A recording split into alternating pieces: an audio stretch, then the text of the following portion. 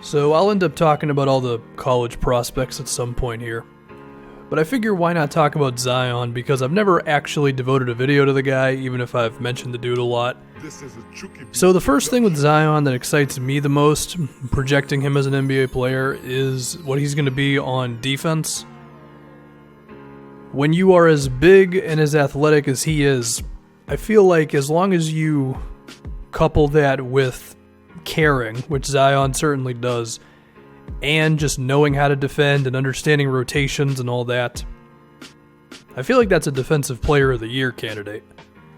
And hell, even if Zion doesn't completely figure out defense from the mental side, I think simply playing hard and having a basic understanding of defense could still lead to him being one of the best defenders in the league. I mean, given his size of whatever it actually is,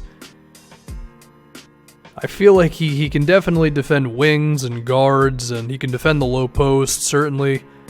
Could he get to Draymond levels where he could defend guys who are 4 or 5 inches taller than him in the low post? Honestly, I could picture it. It's not like anybody's going to back that guy down, so you're going to have to hit turnaround jumpers and hook shots and things like that. I guess a fear could be as if Zion commits too many fouls, if he's too eager to use that athleticism. Also, that will be an interesting thing with him, is how is he going to be officiated, because when you have guys that are so physically imposing like that, it can cause some difficulties for the refs, right? I mean, we see it with LeBron and Shaq, and we've seen it with Blake Griffin, so that'll be interesting, and that might be a storyline throughout Zion's career, but hopefully he's able to rein it in enough. And when we talk about defense, I think rebounding should be a part of that. I think Zion projects to be an awesome rebounder as well in the league. In terms of block shots, I mean, weak side and coming out of nowhere to block stuff, I could picture that. Kind of reminiscent of like Josh Smith or Serge Ibaka when he was at his most athletic. So I think all that's there for Zion. I guess the fear for him on defense would be as if his lateral quickness wasn't up to par with the rest of his athleticism. I don't really think that would be the case. Just call it a gut feeling, but I guess it's a possibility. Yeah, I do think he can really be a special defensive player. I mentioned the rebounding there, and this will bleed into offense, of course. I think Zion could be a great rebounder in the league. I mean, if he attacks the boards as much as possible, then I could picture him racking up somewhere between 3 to 5 offensive rebounds once we're a few years into his career and he's playing 32, 33 minutes a game or whatever. And hopefully a coach just encourages him to do that. I mean, NBA teams are not going for as many offensive rebounds in favor of transition defense, and that's probably not the way to go. I mean, of course, defending in transition is important, but offensive rebounds are always going to have a place. And if Zion has the luxury of going for as many as he wants to, then I think that could certainly help out his team on offense.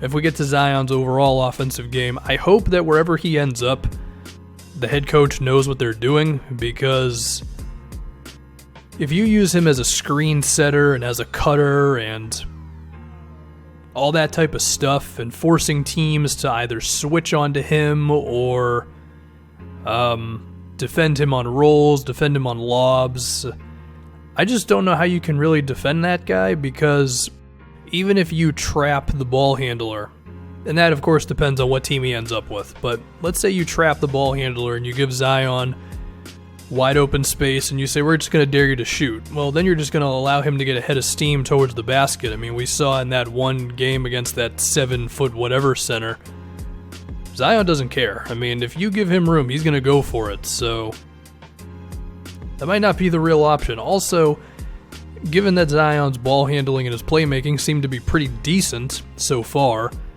he's going to have a lot of things to go to if you are going to leave him wide open like that. So then you're going to have to keep a guy on him, and then it's a matter of, well, who's actually big enough to defend Zion in the post? Who can actually defend him on a roll? I mean, I expect Zion to draw a lot of fouls. I mean, between offensive rebounds and fouls, I feel like he could probably score maybe a solid 12 to 13, maybe a little more than that a game, just by existing, throw in a couple of transition baskets, and he could be reaching 16 or 17 points without having to dribble that much. And then from there, it's just a matter of him improving on the things that he already looks pretty good at in terms of going off the bounce. And I mean, when he grabs a rebound and he goes in transition and all that, it's pretty frightening stuff for the opposing team. So yeah, I think Zion can be a pretty special player. Do I think he could walk into the NBA right now and be one of the 25 best players in the league? I mean, I'd have to make a list, but maybe he would squeak right in there at the end of that list. Again, a lot of it is going to depend on the coach, because I do think Zion, when used correctly, can be devastating, but I think it's possible to not use him right. I mean, he is a meh shooter, I guess. He was stepping into threes in the tournament with confidence, but if you break down his form, it's not ideal, and I don't know what his percentages were, but I mean, all the scouts are saying his jumper is going to require some work. So if you just want him to be an off-ball guy and just kind of sit around, then that's, of course, going to knock down his value. So hopefully a team he ends up on, whether it's Phoenix, Cleveland, the Knicks, the Bulls, somebody else, has shooting to where Zion can kind of move around the floor at his own luxury, because given how athletic he is, that might be the best way to go about it. I mean, of course, you want to have structure and you want to say, hey, on this play, set a screen for this dude. But I think there's value in letting Zion kind of play off of everybody else on offense, where because of his size and verticality and all that, simply existing around the basket could equal a lot of good things for him. And then from there, can he play in the pick and roll as he is the ball handler, and can he improve his jumper to the point where he can at least make, standstill corner threes and maybe eventually pull up mid-rangers? Maybe, maybe not. I mean, I think as long as he can make floaters, then that's certainly there. Yeah, I don't really know how Zion would not be a great player. I guess the only thing would be is if his lack of a jumper becomes a real big deal, but I'm not really freaking out about it like that. So whoever gets him is going to be lucky to have him.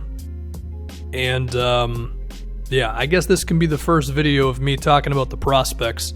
Whether I do this throughout the playoffs or when the playoffs are over or whatever, I don't know. But I figure if you're going to start this, then Zion's probably the best choice.